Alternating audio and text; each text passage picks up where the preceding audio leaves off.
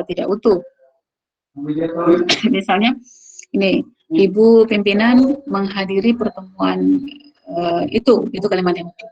Tapi kalau ibu pimpinan menghadiri, nah itu tentu belum utuh informasi kalimat kita. Jadi bisa utuh dari segi kesetaraan ke ini kan subjek predikatnya harus sejajar atau ini utuh, bahwa dia itu tidak bisa bekerja bersama, kalau saling membantu itu tidak bisa dilakukan oleh satu orang. Kemudian yang kedua itu menghadiri itu memerlukan objeknya. Nah, kemudian itu masalah utuh ya. Kemudian masalah sejajar.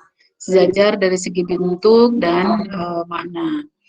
Bentuk, nah ini yang tadi saya katakan, kalau kita mau membuat kalimat yang mungkin pada posisi pelengkap, pada posisi predikat, pada posisi apapun itu, pada posisi subjek sekalipun, kalau menggunakan kata kerja, ya gunakan kata kerja. Kalau menggunakan nomina, ya gunakan nomina saja. Jadi, kalau bertemu masalah seperti tidak sejajar, bentuknya tidak sejajar, ya kita harus perbaiki kalimat kalimat kita ini, kita harus sejajarkan. Jadi itu gunanya mengapa kita harus mengedit kita harus mengedit ini kita tulisan kita, kalau dia tidak sejajar harus kita sejajarkan. Jadi harus betul-betul dicek gitu. Kemudian dari segi makna yang kedua, kita lihat makna buaya. Dilihat ya contoh yang kedua. Buaya itu dipegang kepalanya agar tidak marah dan melawan. Nah, kita maksudnya kita menginginkan dia melawan atau tidak? Kalau kita tidak menginginkan dia melawan, tentu kita harus munculkan kata tidak agar maknanya jadi sejajar. Di buaya itu dipegang kepalanya agar tidak marah dan tidak melawan.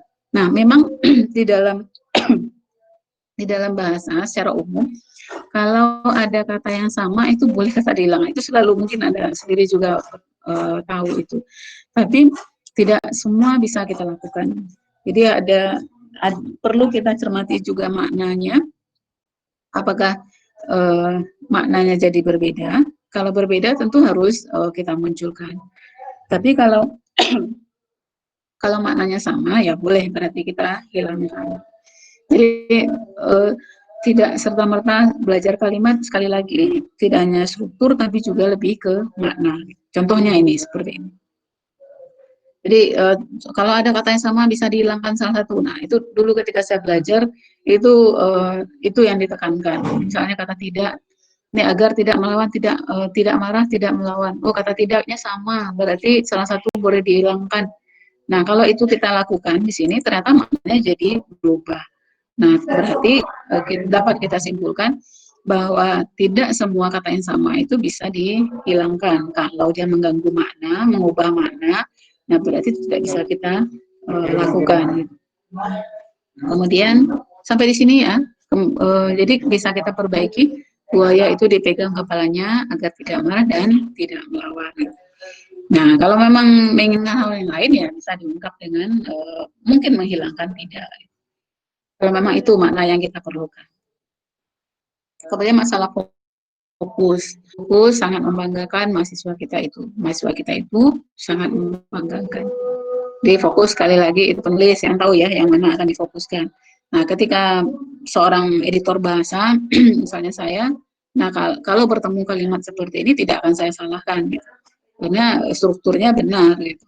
Dan penulis berarti ingin memfokuskan, ada yang ingin difokuskan dengan kalau dia menulis seperti contoh A misalnya.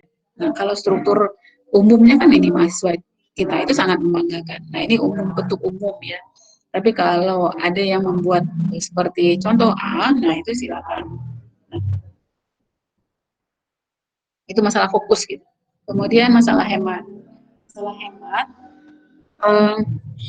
ini penghilang subjek. Kalau di bentuk pilihan kata, kita menghilangkan bentuk yang bersinonim ya, seperti kata agar supaya, contoh misalnya adalah merupakan. Nah, Nah, jadi belajar bahasa tidak bisa kita kotak-kotak ternyata, karena dia saling berkaitan. Ada tataran diksi, kemudian ada tataran kalimat misalnya. Nah, itu semua saling berkaitan. Contoh, sekarang kita berhemat di penghilangan subjek. Nah, tentu penghilangan subjek ini bisa kita lakukan ketika kita berada atau menghadapi kalimat majemuk. Itu yang perlu dicatat. Nah, kalimat majemuk, kalau dalam kalimat tunggal tentu tidak bisa subjek dihilangkan. Nah, karena dia subjeknya cuma satu gitu. Nah, penghilangan subjek bisa kita lakukan kalau ada dua subjek tentu. Ada subjek di anak kalimat, ada subjek di induk kalimat. Kemudian yang dihilangkan itu yang mana? Yang subjek di anak kalimat. Nah, kalau sama subjek anak kalimat dan induk kalimat, itu subjek di anak kalimat bisa dihilangkan. Jadi dalam rangka memenuhi kalimat yang efektif untuk bagian kehematan. Sampai di sini bisa di ini kan ya, mudah-mudahan bisa dipahami. Contoh ini saat kita memiliki dua contoh yang di sini, contoh A, saat dia masuk ke ruang kelas, dia membawa tas. Nah, ini kalau kita lihat ini dua kalimat. Ada anak kalimat saat dia masuk ke ruang kelas, ada induk kalimat dia membawa tas. Nah, mengapa yang pertama dikatakan anak kalimat? Nih, karena ada kata penghubung. Nanti di bagian kalimat majemuk kita perjelas ini. Jadi ada anak, ada induk. Nah, yang induk yang mana ini? Dia membawa tas. Sama-sama subjeknya sama dia. Jadi subjek pada anak kalimat bisa kita lesapkan atau bisa kita hilangkan. Jadi dia membawa tas saat masuk ke ruang kelas. Atau saat masuk ke ruang kelas dia membawa tas. Nah, ini bisa kita balik-balik. Ya. Mau induknya dulu atau anaknya dulu itu bisa untuk kalimat ini. Tapi ternyata tidak berlaku untuk semua kalimat majemuk. Karena tidak semua anak ternyata bisa dibawa ke depan. Baik, itu di kalimat majemuk nanti kita bahas. Masalah bisa dibawa atau tidak. Ini masalah kehematan. Kemudian, ini contoh lain untuk penghilangan subjek. Ini pagi-pagi, petugas kebersihan sudah datang. Kemudian petugas kebersihan itu langsung membersihkan ruang kelas. Ini induknya, pagi-pagi petugas kebersihan sudah datang, anaknya.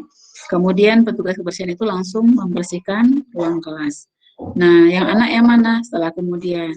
Ini subjeknya sama petugas kebersihan.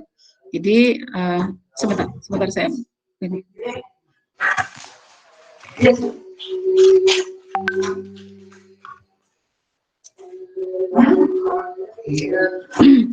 Baik. Ini lanjutkan pagi-pagi petugas kebersihan ini di induk kalimat, kemudian subjek di anak kalimat itu kita hilangkan karena subjeknya sama, yaitu petugas kebersihan. Nah, itu bagian kehematan. Contoh kedua. Nah, sekarang ini sudah saya perbaiki contohnya. Nah, kalau kita memiliki kalimat seperti ini, pimpinan tidak menyetujui lokasi itu karena sering banjir. Nah, ini contoh ini sejajar dengan ini sebetulnya, dengan contoh yang pertama di sini. Meskipun gratis, dia tidak mau memakan makanan. Nah, coba kita selesaikan kalimat yang pertama ini. Mana subjeknya? Sekarang pertanyaan saya dulu. Induk kalimatnya yang mana?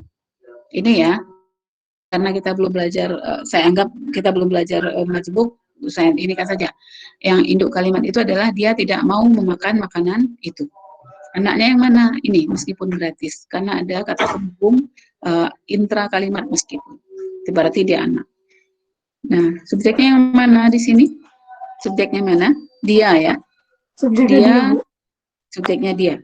Dia tidak mau memakan makanan itu. Berarti subjek di sini tidak ada, meskipun gratis. Berarti subjeknya sama berarti ya. Meskipun, berarti kalau kita lengkapi kalimat ini, dia akan menjadi meskipun dia gratis, dia tidak mau memakan makanan. Nah, aslinya kalimat ini kalau kita urai, ini seperti ini jadinya. Meskipun dia gratis, karena subjek di anak kalimat itu bisa dilesapkan kalau dia sama dengan subjek di induk. Nah, berarti kalau kita keluarkan subjeknya, dia akan seperti ini. Meskipun dia gratis, dia tidak mau makan makanan itu. Apakah yang gratis itu dia atau makanan sebetulnya? Yang gratis apa? Dia. Makanan. Makanan. Berarti subjeknya berbeda ya, bukan dia. Nah, kalau berbeda seperti ini harus kita munculkan, tidak bisa kita lesapkan atau kita hemat makanan itu. Nah, posisi makanan itu sebagai apa di sini? Sebagai objek ternyata. Jadi meskipun makanan itu gratis, dia tidak mau memakannya. Nah, bisa kita ganti dengannya kalau tidak mau mengulangnya. Nah, ini baru benar kalimat kita. Kalau seperti contoh nomor 1 itu kalimat kita strukturnya salah. Nah, kalau kita melihat dari prinsip kehematan tadi, yang bisa dihemat itu sekali lagi subjek yang sama, subjeknya anak dan induk itu sama, baru bisa dihemat. Kalau tidak, berarti dia harus muncul semuanya. Sampai di sini bisa dipahami ya untuk bagian ini? Saya, silakan. Berarti di sini penghematan nggak berlaku untuk subjek dong ya, Bu? Objek juga? Iya, tidak berlaku untuk subjek saja. Jadi untuk posisi yang sama, jadi termasuk objek itu juga bisa kita hemat. Tapi sebetulnya juga tidak hemat atau dihilangkan atau dilesapkan itu dia betul-betul tidak ada. Kalau ini hanya menggantikan makanan itu menjadinya, jadi hanya menggantinya. Nanti kita lihat di bagian objek bahwa objek itu salah satunya bisa diganti dengan nya. Jadi tidak menghilangkan sebetulnya, tidak menghemat, tapi hanya mengganti. Aslinya kan kalimatnya seperti ini. Kalau Mas makanan itu ya, ini kan hanya mengganti makanan itu menjadinya. Berarti dia tidak menghilangkan, tapi masih ada. Hanya mengganti, mensubstitusi makanan itu menjadinya. Gitu. Jadi meskipun makanan itu gratis, dia tidak mau memakan makanan itu. Aslinya kan kalimatnya seperti itu. Cuma kadang-kadang orang merasa ada yang tidak enak kalau kata itu diulang-ulang dalam kalimat yang sama. Seperti ini makanan itu. Meskipun makanan, kalaupun Anda tulis seperti ini juga tidak salah. Nah, meskipun makanan itu gratis, dia tidak mau memakan makanan itu. Jadi penghilangan ini pada posisi objek itu tidak berlaku seutuhnya, tapi hanya menggantikan saja. Jadi menggantikan makanan itu menjadi nya misalnya. Ini kebetulan contohnya di sini makanan itu. Itu Esra. Jadi tidak seperti dilesapkan seperti ini tadi, seperti penghilangan petugas kebersihan, penghilangan dia misalnya. Kalau itu kan betul-betul dihilangkan, dia tidak diganti gitu. Bisa dipahami sampai di sini? Oh, bisa. Misalkan baik. Misalnya silakan. Silakan. Enggak Bu, tadi berarti kalau misalkan subjeknya itu kan tadi ke petugas kebersihan, kalau dia diganti dengan kata dia itu kira-kira udah cukup hemat. Coba kita lihat. Petugas kebersihan tadi. Iya Bu. Ini petugas kebersihan. Yang mana yang mau diganti dia? Misalkan yang B-nya Bu, jadi nanti yang kemudian dia langsung membersihkan ruang kelas itu udah hemat Bu. Berarti seperti kasus di objek tadi hanya menggantikan. Nah itu bukan hemat namanya, itu hanya menggantikan saja dari petugas kebersihan menjadi dia. Tapi ini betul-betul dihilangkan, diomit, dilesap. Kalau di istilah linguistiknya itu dilesapkan, artinya ditiadakan. Walaupun kalau di lebih dalamnya belajar bahasa itu ada struktur tampaknya, ada struktur batin gitu ya orang menyebutnya. Nah sebetulnya kalau ketika kita mengurai kalimat ini tuh dia ada gitu. Ketika kita analisis, kita jabarkan kalimat per kalimat. Tapi karena dia posisinya sama dan dia ada prinsip kehematan di dalam struktur kalimat, nah itu kalau dia sama itu betul-betul bisa dihilangkan. Tapi kalau mengganti makanan seperti tadi makanan itu diganti dengannya, petugas kebersihan diganti dengan dia, itu belum menghilangkan namanya. Itu hanya mengganti pilihan kata saja. Tapi tidak berlaku ini unsur kehematan ini tidak berlaku di sini. Jadi kita harus betul-betul menghilangkan, tidak mengganti dengan ini lain, dengan kata lain. Mas, saya mengerti maksudnya Esra. Hemat di sini dari dua kata menjadi satu kata gitu ya, dari segi jumlah gitu ya. Iya, Gitu maksudnya. Nah, iya. ini maksudnya di sini betul-betul menghilangkan. Jadi tidak hanya mengurangi dari segi jumlah yang tadinya 3 kata menjadi satu kata. Bukan itu maksudnya. Menghemat di sini. Jadi menghemat di sini artinya betul-betul menghilangkan. Jadi ya ini sederhananya itu menghilangkan atau melesapkan gitu. Lesap dia tidak, coba Anda bisa lihat di kamus nanti kata lesap itu apa artinya. Jadi betul-betul menghilangkan itu merupakan prinsip kehematan. Jadi hemat itu dari 3 menjadi 2, dari 5 menjadi 2 misalnya, atau dari 3 menjadi 1. Bukan itu maksud hemat di sini. Jadi betul-betul menghilangkan kalau posisinya di posisi subjek. Nah, kalau objek ternyata tadi tidak bisa kita hilangkan karena kalimat kita menjadi maknanya jadi salah nanti kalau kita hilangkan dalam seperti contoh makanan tadi. Dan itu dan ininya pun tatarannya pun ininya pun berbeda. Yang satu makanan itu posisinya sebagai subjek, satu lagi sebagai objek. Jadi posisinya pun berbeda. Nanti kita lihat kasus-kasus kalimat yang lain. Bagaimana kalau ternyata sama misalnya. Nanti saya coba cari contoh yang objeknya sama. Kalimat majemuk, objeknya sama. Sampai di sini bisa dipahami, Esra? Yang lain? Terima kasih, Bu. Iya, jadi tidak mengganti ini ya, sekali lagi tidak mengganti dengan dia, tapi betul-betul menghilangkan. Itu prinsip kehematan dari ini. Nah, begitu juga dengan ini. Pimpinan tidak menyetujui lokasi itu karena sering banjir. Nah, orang tidak akan menyadari bahwa kalimat ini salah. Nah, kalau ada kalimat seperti ini, kita bisa mengurainya. Pimpinan tidak menyetujui lokasi itu karena, ini anak kalimat, karena sampai terakhir. Nah, subjeknya mana? Pimpinan itu. Karena subjeknya hilang, otomatis subjeknya adalah pimpinan. Itu cara ini, memaknai kalimat ini seperti itu. Pimpinan tidak menyetujui lokasi itu karena pimpinan sering banjir. Itu maksudnya kalimat yang tadi itu. Padahal yang dimaksud bukan, yang banjir itu bukan pimpinan, tapi lokasi. Nah, yang satu posisinya sebagai objek, yang satu posisinya sebagai sebagai objek, ini sebagai subjek.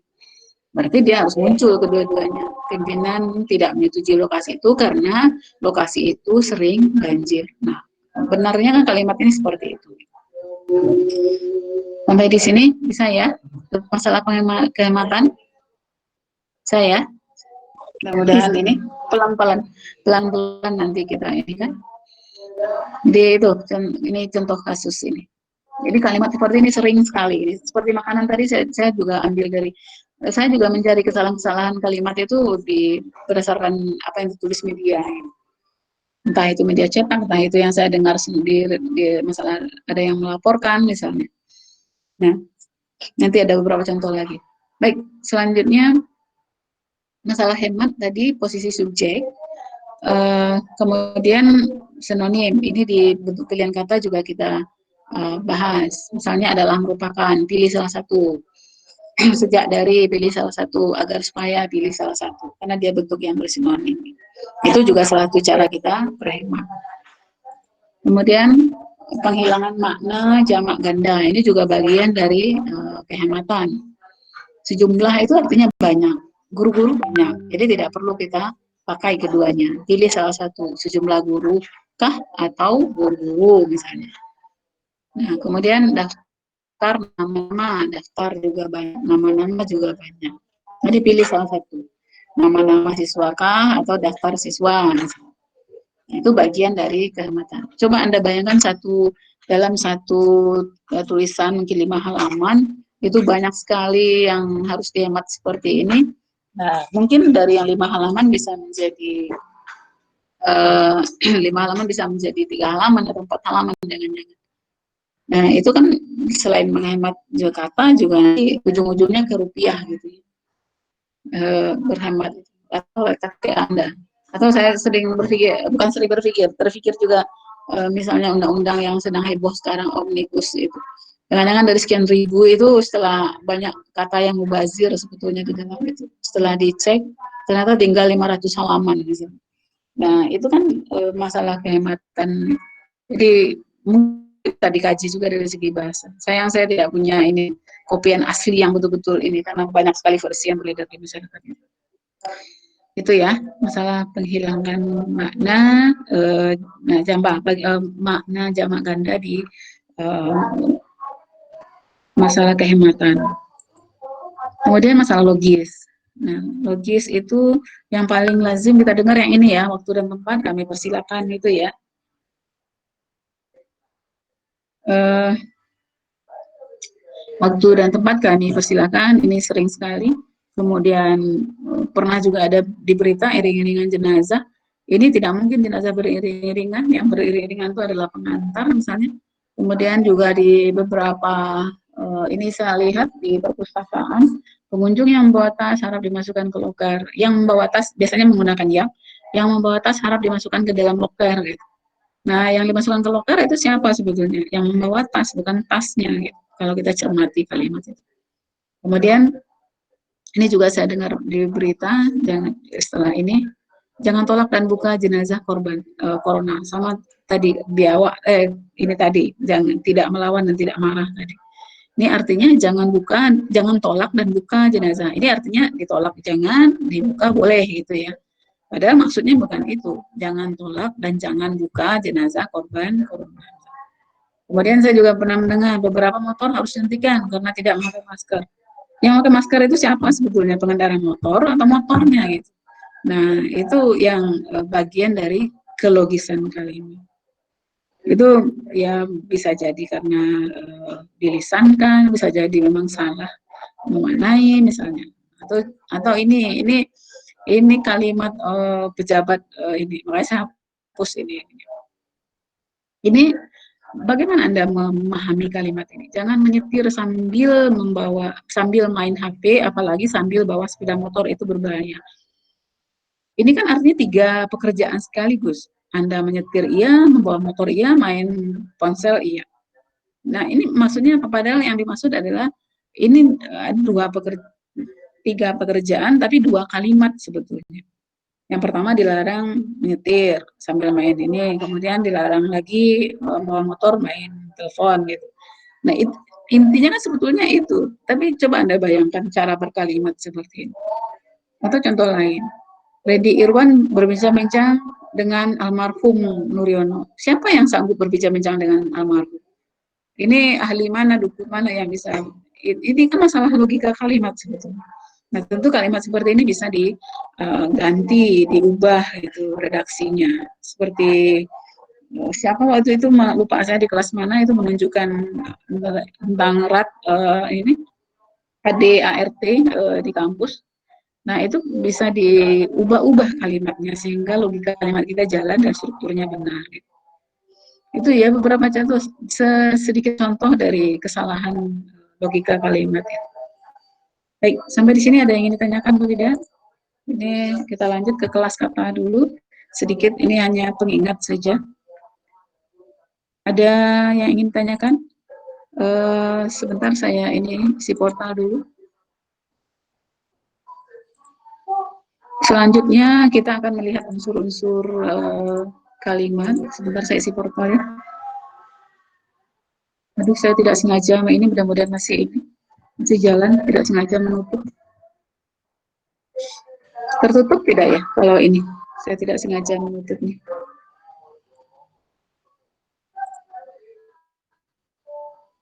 Oh, masih ini. Mudah-mudahan ini. Ntar saya isi ini dulu.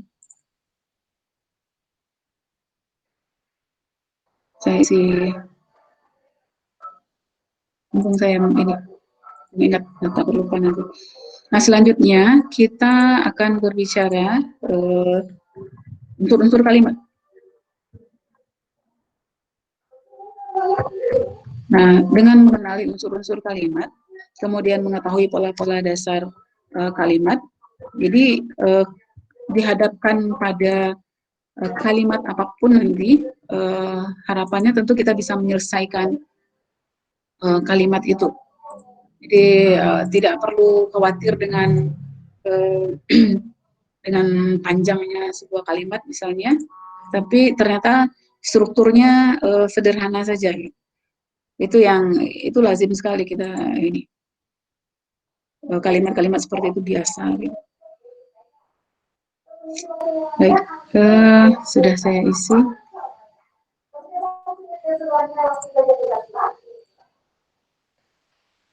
Baik, saya inikan lagi, saya tayangkan lagi.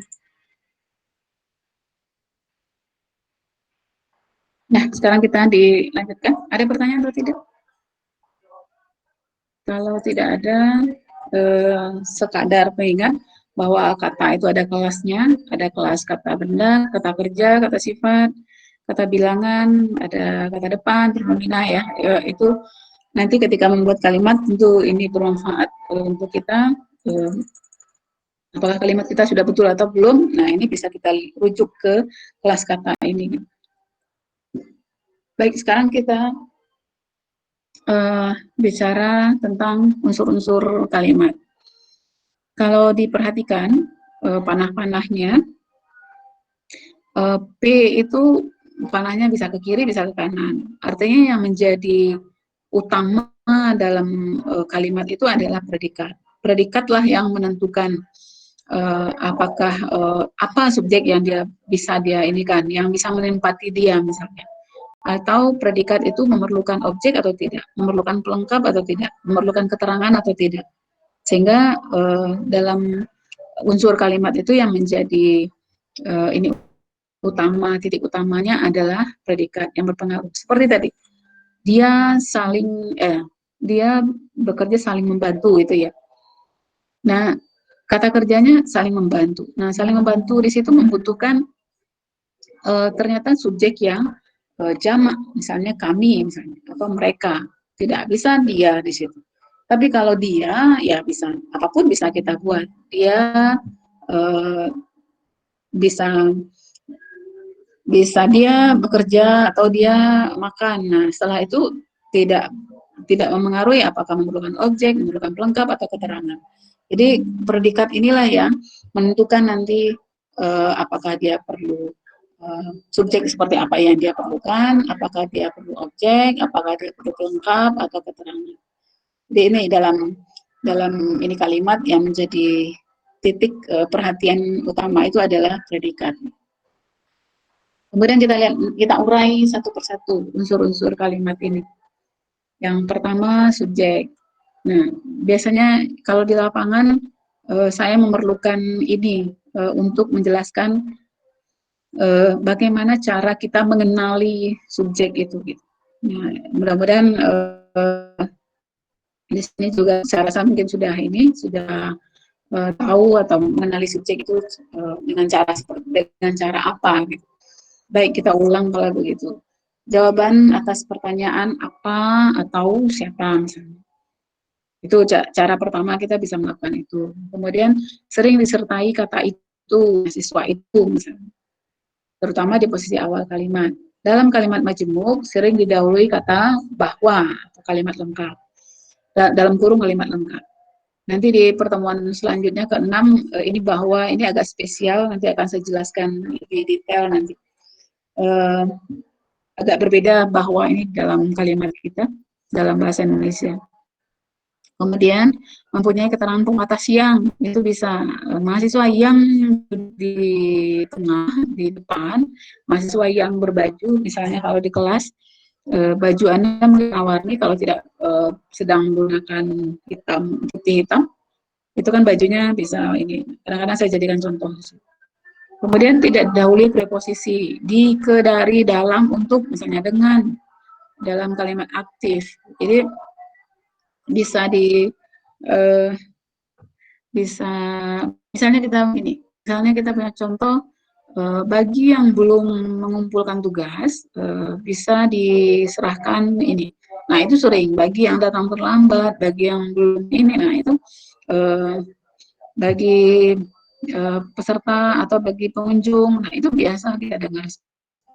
Kalau kita urai, nah, itu terlihat yang strukturnya salah.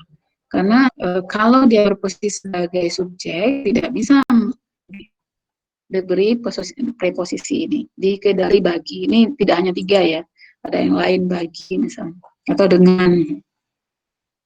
Kemudian biasanya berupa nomina atau frasa nomina. Nomina itu mana? Mahasiswa misalnya. Frasa nomina, mahasiswa baru misalnya. Nah, itu eh, biasanya. Jadi bisa menggunakan nomina atau bisa juga frasa nomina. Atau bisa juga kata kerja yang diperlakukan sebagai nomina.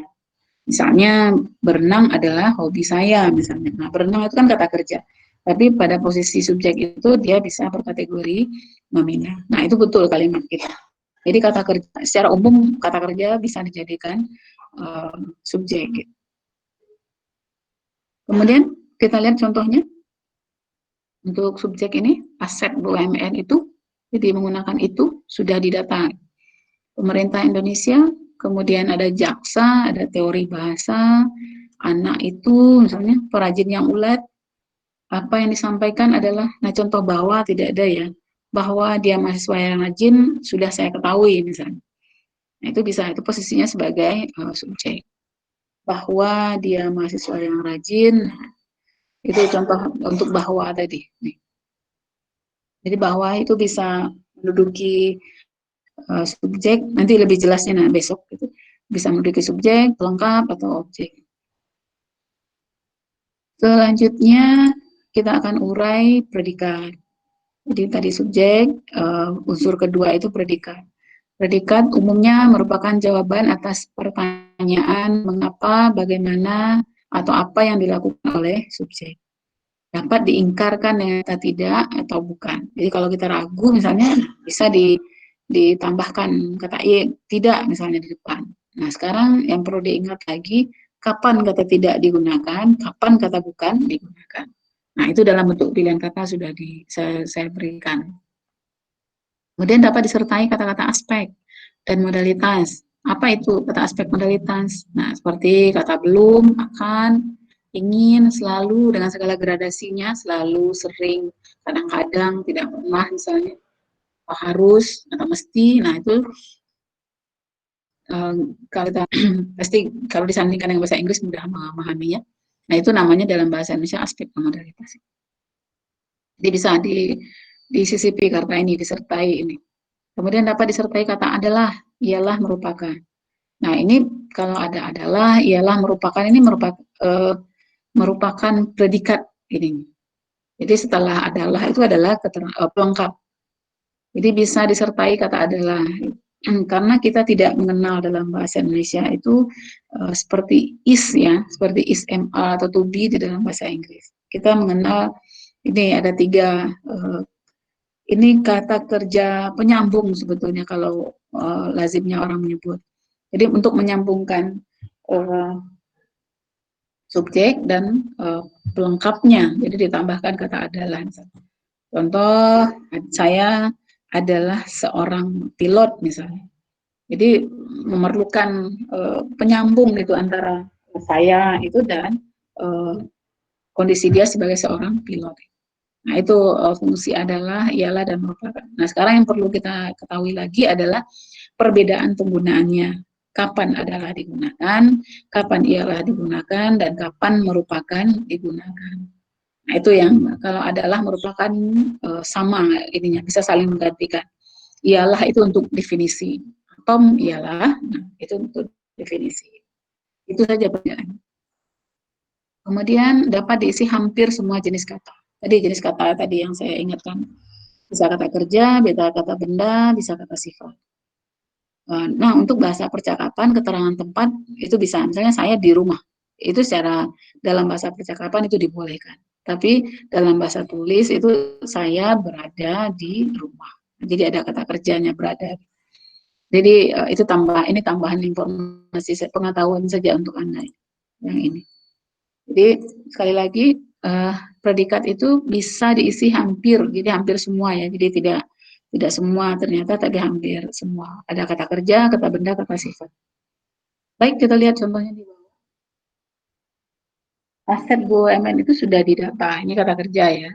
Pemerintah Indonesia sedang menyelenggarakan, ini juga kata kerja. Jaksa tidak menghadirkan seorang saksi. Teori bahasa terus berkembang. Ini contoh yang semua menggunakan kata kerja. Nah, ini apa yang disampaikannya adalah yang terbaik. Nah, ini contoh kata adalah. Berarti adalah ini sebagai predikat. Apa yang disampaikan ini sebagai subjek adalah predikat. Nah, setelah adalah itu pelengkap, bukan objek ya. Nanti saya jelaskan di bagian objek dan pelengkap. Kemudian ini predikat yang berisi kata kerja, misalnya melayani, yang berisi kata sifat, ruangan ini sunyi misalnya, atau ruangan ini damai misalnya, atau dia cantik, dia tampan, nah itu semua kata sifat. Kami mahasiswa, nah itu kata benda, itu betul. Nah kalau kita belajar ada verbal, ada nominal sentence ya, masih ingat itu, pasti Anda masih ingat dalam bahasa Inggris, ada verbal sentence, artinya kalimat yang ada kata kerjanya. Kalau nominal sentence itu kalimat yang tidak diduduki oleh kata kerja sebagai predikat. Jadi yang diduduki oleh sebagai subjek, sebagai kata ada kata sifat atau kata benda. Sampai di sini bisa ini kan, bisa diikuti ya sampai di sini. Kita masih melihat ciri-cirinya, kita belum masuk ke soal-soal kalimat. Kemudian objek. Ini unsur keberapa ini? Unsur ketiga ya. Objek. Nah, berdasarkan pengalaman, terutama saya, dari menghadapi Sabang sampai Merauke, itu objek dan pelengkap ternyata masih agak sulit, bukan agak sulit, maksudnya masih ada kendala orang untuk mengenali ini sebetulnya objek atau pelengkap gitu. Nah, kita lihat ciri-cirinya agar tidak perlu ragu lagi untuk mengatakan bahwa ini objek atau pelengkap. Coba kita lihat ciri-cirinya. Pertama, pada umumnya keberadaannya bersifat wajib. Kemudian langsung di belakang predikat kata kerja aktif transitif. Seperti tadi yang aktif transitif menghadiri misalnya. Jadi memerlukan objek di situ, menghadiri pertemuan. Tidak didahului preposisi di, ke, dari, tentang. Nah, jadi kalau didahului preposisi berarti dia keterangan, bukan objek. Kemudian dapat menjadi subjek di dalam kalimat pasif. Nah, jadi kalau kita mengenali itu sebagai objek misalnya, dan kita ingin mengujinya betul-betul apakah itu objek atau bukan, kita bisa menjadikannya kalimat pasif. Tadi sudah diberikan ada kalimat aktif, ada kalimat pasif. Jadi dengan menginikan predikat berawalan di atau ter atau menggunakan pasif referral. Dapat diganti dengan kata gantinya. Tadi makanan tadi ya, makanan nya bisa ini. Jadi perbedaan yang utama dari objek dan pelengkap itu ini. Kalau objek dapat dijadikan subjek dalam kalimat pasif, kalau pelengkap tidak bisa. Nah, itu perbedaan ini. Contoh, pemerintah Indonesia sedang menyelenggarakan pertemuan tingkat tinggi. Pertemuan tingkat tinggi sedang diselenggarakan oleh pemerintah Indonesia. Seorang saksi dihadirkan oleh jaksa. Jemputan sedang ditunggu oleh anak itu. Hasil yang memuaskan dipetik oleh perajin yang ulet. Nah, berarti kalau semua kalimat yang 4 ini bisa dijadikan kalimat pasif, objeknya bisa dijadikan subjek di kalimat pasif, artinya itu betul posisinya sebagai objek. Seperti ini pertemuan tingkat dunia, kita bisa pasifkan, ini bisa pasifkan. Nah, itu perbedaan utama objek dan pelengkap. Nah, sekarang kita lihat pelengkap, kita sandingkan. Harusnya saya sandingkan contohnya.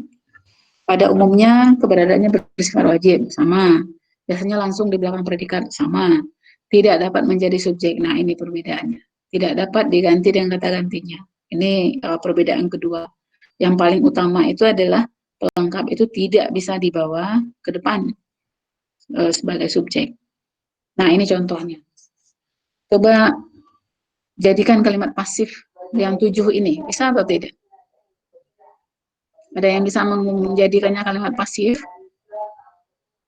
Aji menjadi ketua panitia. Aji subjek menjadi predikat ketua panitia. Ketua panitia dijadi Aji. Bisa atau tidak? Tidak bisa. Ada tidak yang dijadikan pasif di sini? Ada atau tidak? Ada? Tidak ada ya? Tidak. Tidak ada. Artinya kalimat contoh-contoh yang ada ini itu semua posisinya sebagai pelengkap. Di kebutuhan dirupakan sudah dirupakan surat kabar tidak bisa. Jadi itu perbedaan utama antara objek dan pelengkap. Itu kalau objek bisa dijadikan subjek dalam kalimat pasif, kalau pelengkap tidak bisa. Nah, itu mudah-mudahan ini sudah terpegang dengan baik. Kemudian keterangan yang terakhir. Keterangan itu ada dua. Keterangan yang sifatnya wajib dan ada keterangan yang opsional. Biasanya posisinya bisa dipindah-pindah. Tapi sekalipun begitu, sekalipun bisa dipindah-pindah, ada kalanya keterangan itu makna kalimat jadi berubah kalau keterangan itu tidak kita tempatkan pada posisi setelah kata yang kita terangkan. Nah, nanti saya berikan contoh. Yang pertama, keberadaannya ada yang wajib dan ada yang opsional. Nah, kita lihat dulu yang wajib itu yang mana? Nih, rumah saya menghadap ke timur. Nah, ke timur di sini sifatnya wajib. Kalau tidak muncul keterangan ke timur, kalimat kita tidak sempurna informasinya. Rumah saya menghadap, misalnya. Menghadap kemana gitu. Nah, itu artinya keterangan yang sifatnya wajib. Kemudian yang sifatnya opsional, Rama bertemu dosen pembimbing 2 hari yang lalu. Kalaupun 2 hari yang lalu tidak kita munculkan, kalimat kita juga masih benar. Rama bertemu dosen pembimbing. Mungkin atau 2 hari yang lalu kita bawa ke depan, misalnya 2 hari yang lalu Rama bertemu dosen pembimbing. Rama 2 hari yang lalu bertemu dosen pembimbing. Nah, pada contoh A ini tentu bisa dipindah-pindah keterangan, dan inilah yang disebut dengan keterangan yang opsional itu tadi. Jadi bisa dipindah-pindah. Kalaupun kita buang, itu kalimat kita masih benar. Tapi berbeda dengan rumah saya menghadap itu tadi, menghadap ke timur. Nah, ke timur bisa kita ini kan ke timur rumah saya menghadap, itu masalah fokus ya. Jadi kalau mau difokuskan silakan seperti kefokusan tadi itu masih benar, strukturnya masih benar. Gitu. Tapi tetap ada subjek predikat, ada keterangan yang diwajibkan muncul. Gitu. Jadi ke timur rumah saya menghadap itu juga bisa, tapi ke timur itu tidak bisa kita hilangkan. Berbeda dengan 2 hari yang lalu yang bisa kita hilangkan. Nah itu kan kalau yang saya pindah ke depan itu masalah fokus saja. Tapi kalau untuk contoh A di bawah, Rama bertemu dosen pembimbing, itu kalau saya hilangkan, itu kalimatnya masih benar. Kalaupun saya kedepankan, itu juga bisa. Tapi kalau rumah saya menghadap ke timurnya saya hilangkan, kalimatnya jadi tidak jalan, informasinya tidak lengkap. Tapi kalaupun saya ubah ke timurnya ke depan, itu masih berterima kalimat kita. Karena ada tadi salah satu contohnya kefokusan, fokusnya mana yang akan ini. Saya ingin fokus misalnya ke timurnya gitu, kan menghadapnya. Sampai di sini bisa dipahami yang ini ya. Untuk keterangan ada dua, ada yang wajib, ada yang tidak. Kalau wajib itu memang tidak bisa ditawar-tawar. Di dalam kalimat wajib muncul. Nah, ini yang tadi saya katakan, keterangan itu sedapat-dapatnya dekat dengan apa yang diterangkan. Nah, untuk contoh yang ini, Presiden menyerahkan bantuan ini, kalau kita lihat kasat mata tidak ada yang salah. Presiden menyerahkan bantuan uang 250 juta kepada para korban bencana alam di istana kemarin. Tapi kalau kita lihat lebih dalam, bencana alam itu terjadi di istana, karena keterangan di istana itu dekat dengan bencana alam. Itu maksud saya tadi, kalau keterangan itu didekatkan dengan apa yang dia terangkan. Jadi kalau kita tidak mau ambigu seperti itu, Kita bisa memindahkan di istana itu ke depan misalnya. Di istana kemarin pemerintah menyerahkan bantuan uang senilai sekian. Nih, itu lebih dalam sebetulnya ya. Ada ya, tidak mungkin sebagian orang mungkin juga tidak akan menyadari itu salah. Tapi nanti ada saya berikan contoh yang eh, betul-betul keterangan itu harus dekat dengan apa yang dia jelaskan. Ada beberapa naskah yang saya koreksi. Di sana berjejer bangku dengan rapi yang terbuat dari semen. Nah, itu pernah saya mengoreksi begitu. Dari semen itu sebetulnya keterangan untuk siapa sebetulnya? Rapi atau untuk saya tulis ya. Di sana berjejer, itu pernah saya mengoreksi. Sana berjejer bangku dengan rapi dari semen. Ini keterangan yang jauh dari apa yang dia terangkan. Sebetulnya dari semen ini eh, eh, lebih dekat ke mana? Lebih dekat ke rapi atau dari lebih dekat ke bangku sebetulnya? Lebih dekat ke mana? Bangku. Ke bangku. Nah, oleh sebab itu alangkah lebih baik, akan lebih efektif kalimat kita kalau keterangannya didekatkan dengan apa yang dia terangkan. Di sana berjejer bangku dari semen dengan rapi. Itu lebih dalam ya masalah penyuntingan atau editor bahasa. Baik, eh, itu ini apa namanya untuk menambah intuisi berbahasa Anda. Gitu. Selanjutnya ini jenis keterangan. Silakan nanti saya rasa dibaca saja, tidak terlalu teknis juga saya jelaskan. Jenis keterangan itu ada keterangan tempat, waktu, alat, cara, ada tujuan, sebab, penjelas, posisi. Ada keterangan posisi, keterangan sisipan ya. Nah, itu untuk jenis keterangan. Selanjutnya pola dasar. Nah, sebelum kita masuk pola dasar, ada yang ingin ditanyakan tidak?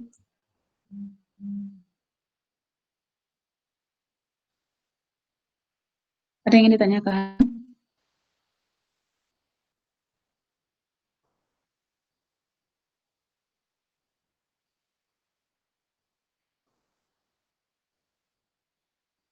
Ada atau tidak? Kalau tidak, saya teruskan ini ke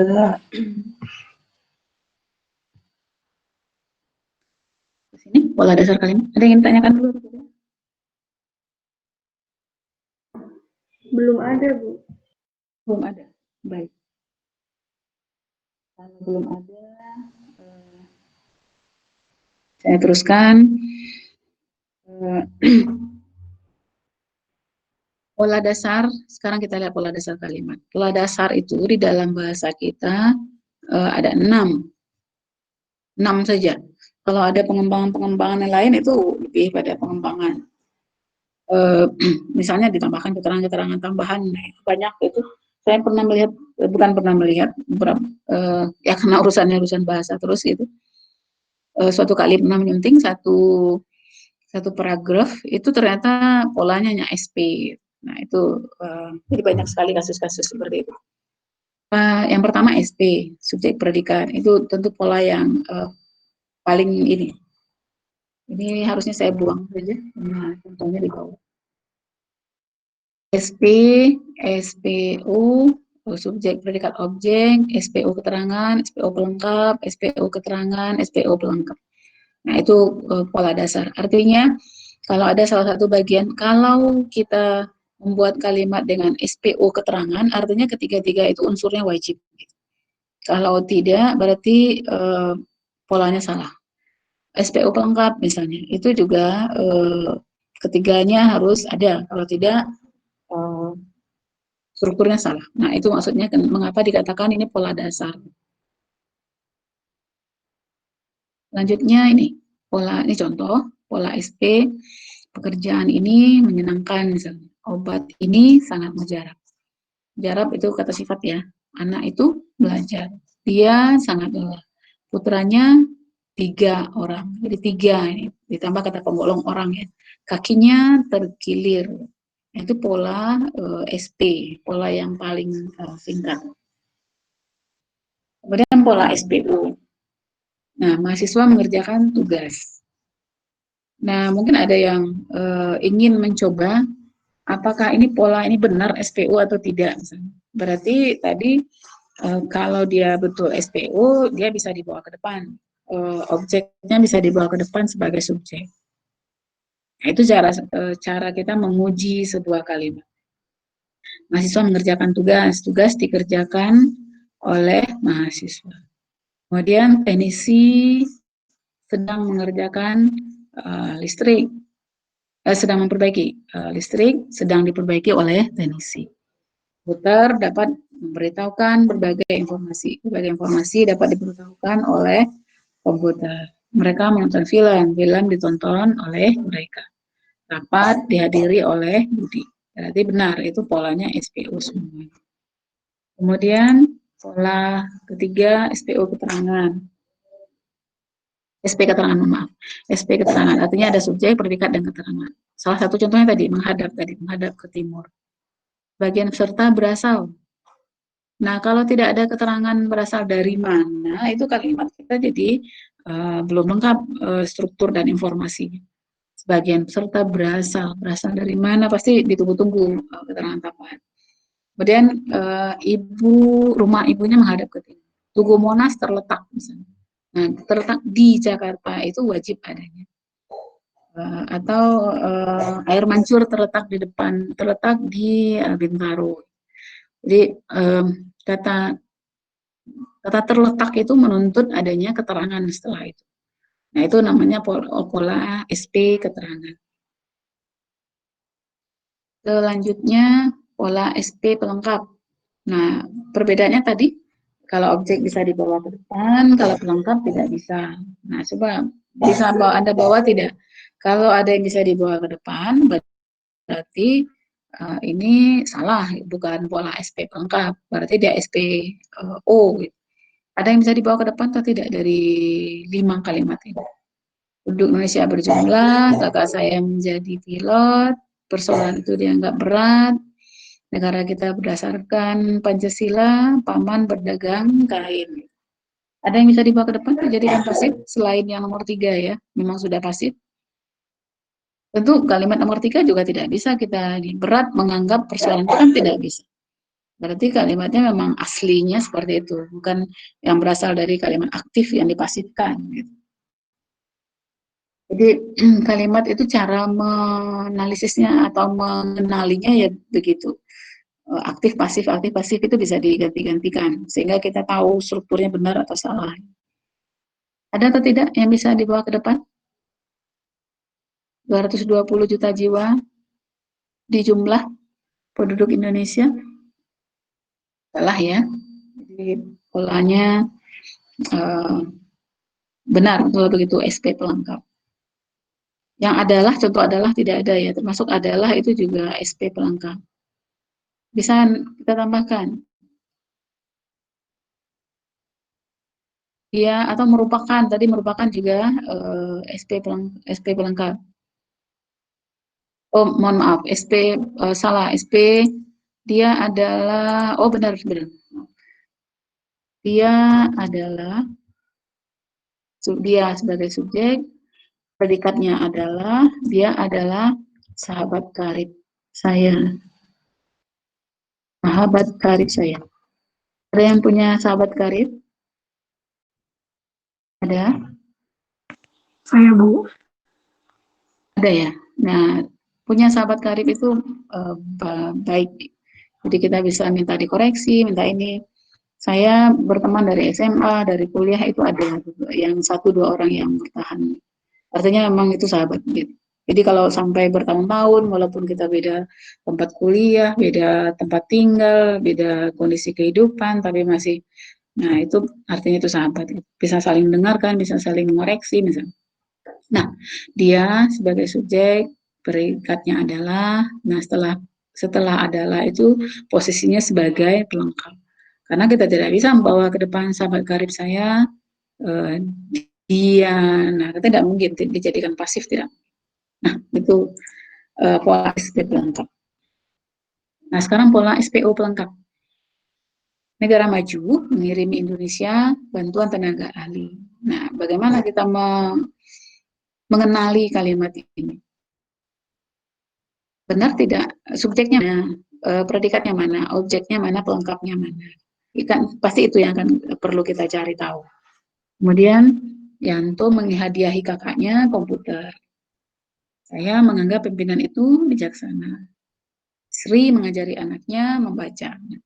Itu di bawah itu ada yang Indonesia, saya menganggap pimpinan itu dianggap. Nah, itu merupakan turunan-turunan ini kita bagaimana kita menguji kalimat itu. Benar atau tidak posisinya sebagai objek atau sebagai pelengkap. Misalnya ini, negara maju sebagai subjek, mengirimi sebagai predikat, Indonesia sebagai objeknya, bantuan tenaga ahli sebagai pelengkap. Nah, bisa kita balik. Indonesia dikirimi oleh negara maju bantuan tenaga ahli. Jadi bisa kita balik kalimatnya, berarti posisinya benar, ini sebagai subjek. Nah, ketika menentukan apakah itu subjek, predikat, yang banyak kata seperti ini, bantuan tenaga ahli, kemudian ada negara maju misalnya, tentu kita mengambil satu kesatuan makna. Itu cara termudah. Misalnya ada negara maju mengirimi, tentu negara yang maju ini lebih dekat kata negara, bukan ke mengirimi.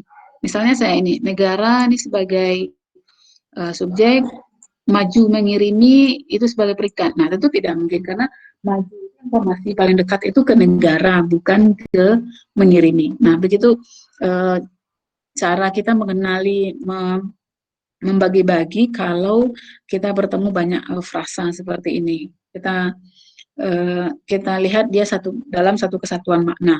Contoh lain, mengirimi Indonesia bantuan tenaga ahli. Ada 3 kata, bantuan tenaga ahli. Itu sebetulnya bantuan itu milik Indonesia atau milik tenaga ahli misalnya. Coba kita ini.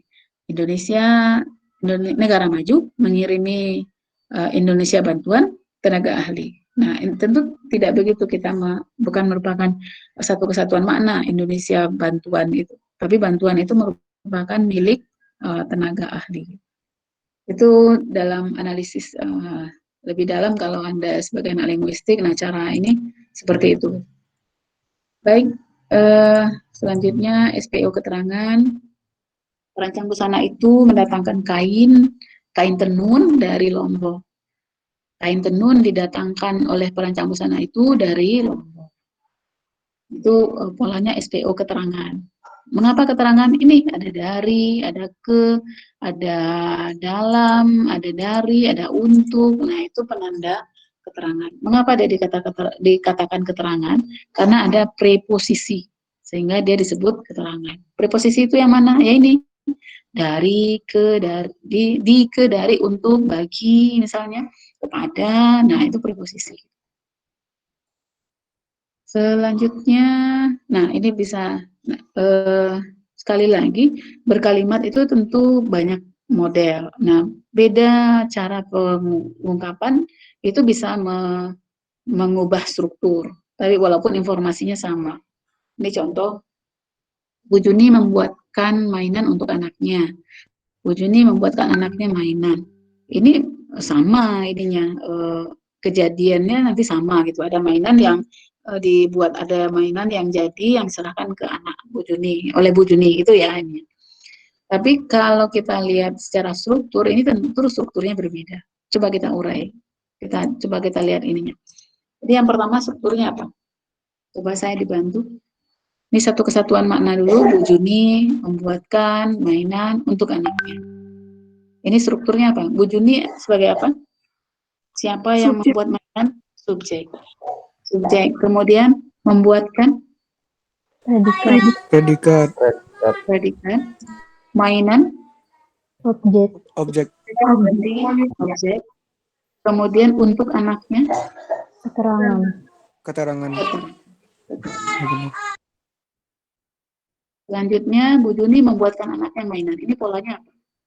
Bu Juni subjek, membuatkan predikat, anaknya objek, mainan sebagai apa di situ? Pelengkap. Pelengkap. Sebagai pelengkap. Mengapa bukan keterangan? Misalnya, ya tidak ada preposisi. Caranya itu saja menginikannya.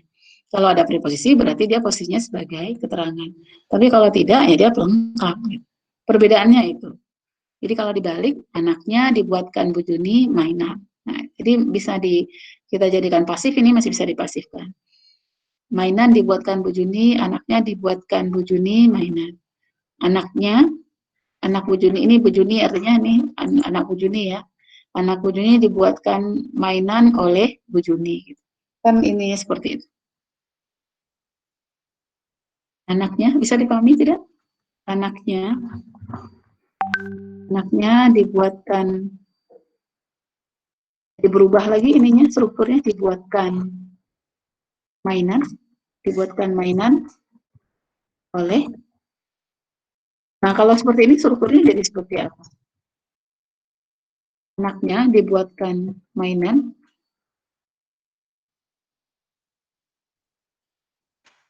jadi apa? Anaknya sebagai subjek, dibuatkan sebagai predikat, mainan sebagai pelengkap, oleh Bu Juni sebagai keterangan. Mengapa keterangan itu ada oleh Bu Juni? Itu jadi berubah lagi struktur kalimatnya kalau kita mengubah posisi. Bisa dipahami ya?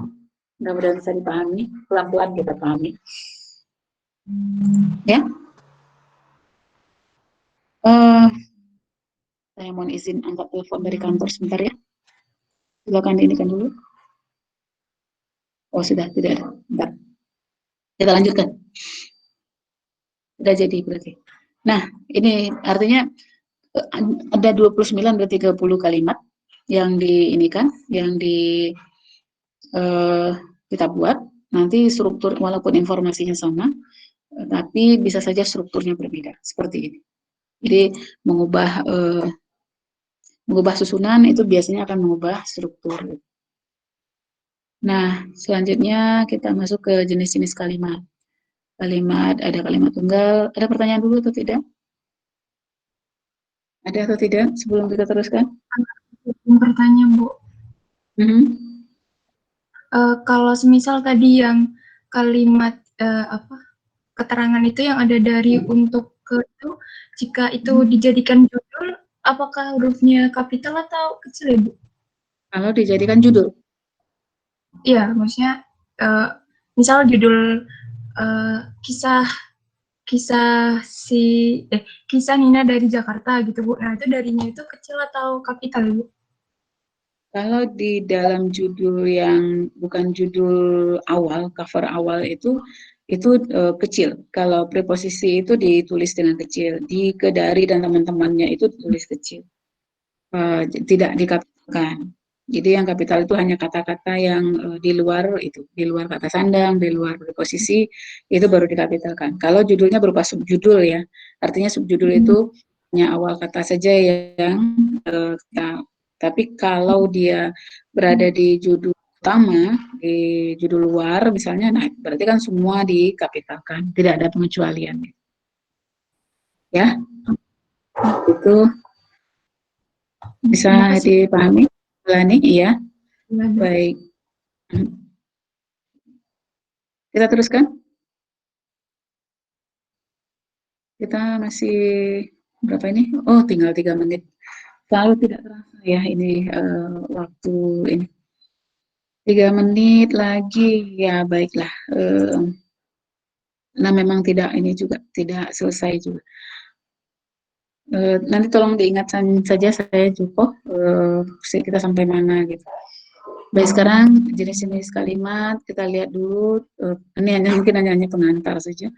Jenis kalimat, bahwa kalimat itu ada yang kalimat tunggal. Jadi sebagian besar contoh kita di depan tadi dari 42 tayangan ke belakang di belakang tadi itu 90%-nya itu kalimatnya kalimat tunggal.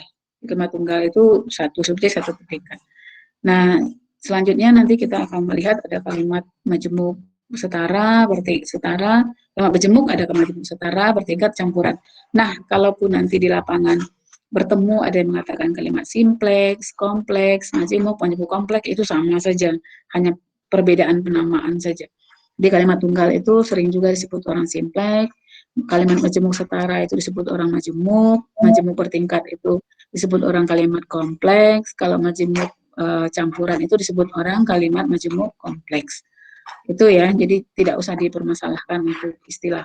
Yang penting tahu cara menggunakannya, atau bertemu kalimat seperti tadi, meskipun gratis dia tidak mau makanan-makanan itu, Anda tahu kalau kalimat itu salah. Mengapa salah? Nah, itu sebabnya gitu. Yang penting itu yang tahu bahwa aplikasinya, aplikatifnya yang perlu. Baik, ini kalimat tunggal artinya kalimat yang memiliki satu subjek dan satu predikat. Jadi ini contohnya, tidak perlu berlama-lama saya rasa di sini. 1 menit lagi. Saya rasa kita cukupkan saja ya. Saya akan berikan tautan untuk latihan. Coba dikerjakan nanti, tidak perlu di screenshot nilainya. Besok kita bahas ini. Setelah itu mungkin baru saya minta nilai Anda. Cuma memang lupa itu masih saya batasi 1 kali one limit limit respons gitu. Tapi tidak apa-apa. Nanti besok baru saya berikan tautan untuk latihan. Kita akhiri ya pertemuan kita hari ini dulu. Saya rasa ini 1 menit juga ini untuk salam penutup saja, saya rasa untuk 1 menit ini. Terima kasih untuk pertemuan kita hari ini.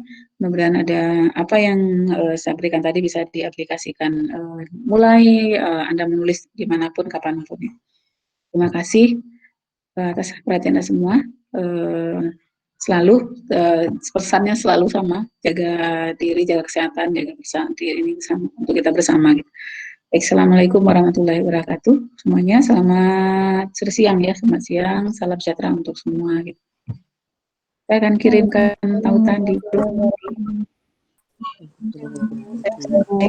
Ya. Makasih. Mohon izin saya keluar dari ini ya, dari Google Meet.